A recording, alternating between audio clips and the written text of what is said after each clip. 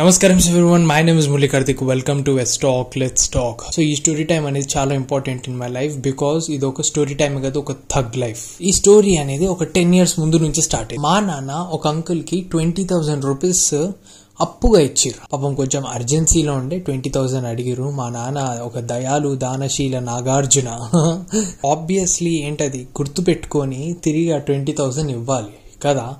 నా తెలిసి 10 years పైన అవుతుంది. ఆ అంకుల్కి అసలు గుర్తున్నామో లేమో కూడా తెలియదు. నాకు గుర్తున్నాము, బట్ ఆ 20,000 అట్టే పోయినాయి అన్నట్టే. ఆ అంకుల్ వాళ్ళు మాకు నేబర్స్ అవుతారు, మాకు పరిచయమే. ఆ అంకుల్కి అప్పుడు 2 పిల్లలు ఉండే, యూనో బీటెక్. ఈ స్టోరీ నాకు మా నాన్న ఒక 6 months ముందు చెప్పిండు. తిక్కలేసింది, ఎందుకంటే మా నాన్న నేను ఎట్లా అంటే ఒక దానవీర సూరకర్ణ టైప్స్ అన్నమాట. మా నాన్నకి ఎవరు లేని టైంలో ఎవరు సపోర్ట్ చేయలేదు. సపోర్ట్ చేయకపోతే ఆ బాధ ఎట్లుంటుందో దాని విలువ తెలిసిన ఆయన. సో జనాలు అందరూ మంచిగా ఉండరు కదా. 2 years నుంచి నాకు మార్కెటింగ్ ఏజెన్సీ నడుస్తుంది నాది. మంచి ఒక 20 clients, ఒక 5 employees, యూనో మంచి క్యాష్ ఫ్లో జనరేట్ అవుతుంది.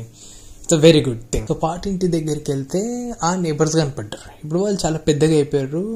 ఇద్దరికి చెరా ఒక్కొక్క బిజినెస్ ఉంది. ఇప్పుడు వాళ్ళకి మార్కెటింగ్ హెల్ప్ కావాలి. మార్కెటింగ్ కావాలి, అది ఎట్లా చేయాలి, ఎవరు పట్టాలి, no idea, nothing. This is the right opportunity అని నేను వాళ్ళ ఇంటికి పోయి ఇట్లా ఎట్లున్నారు, బాగున్నారా, చాలా రోజులైంది, అదే ఇదే ముచ్చట పెట్టి మెల్లగా కూర్చొని ఇట్లా నేను మార్కెటింగ్ చేస్తున్నా. మీకు అవసరం పడుతుంది, మీకు అవసరము, మీలాంటి వాళ్ళు మార్కెటింగ్ అప్రిషియేట్ చేయాలి. 10 మందిలో పర్సనల్ బ్రాండ్ క్రియేట్ అవుతుంది. ప్రెజెన్స్ తోలు తొక్క అనుకుంటా వాళ్ళతో జస్ట్ ఒక 10 minutes కూర్చొని ఇద్దరిని పటాయించిన నేను. వాళ్ళిద్దరు ఒప్పుకొని ఓకే కార్తిక్ స్టార్ట్ చేద్దాము, నెక్స్ట్ వీక్ నుంచి స్టార్ట్ చేసేద్దాము, ఎంత ఛార్జ్ చేస్తావు అంటే పెద్ద రేట్ చెప్పిన నేను.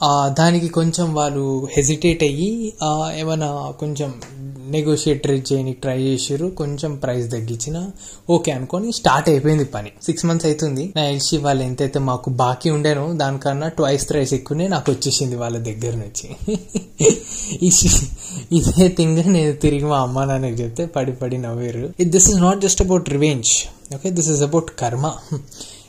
అప్పైతే ఫాదర్ చేసిండో తిరిగి తెలుసో తెలియకుండా కొడుకుకి వాళ్ళ పిల్లలు పే చేసారు. So moral of the story ఏంటంటే ఇప్పుడు కూడా ఒక మంచి మనిషి మనసుతో ఆడుకోవద్దు.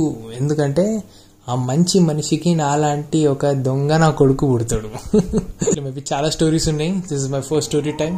కలుద్దాం next story. Thank you so much for watching. By.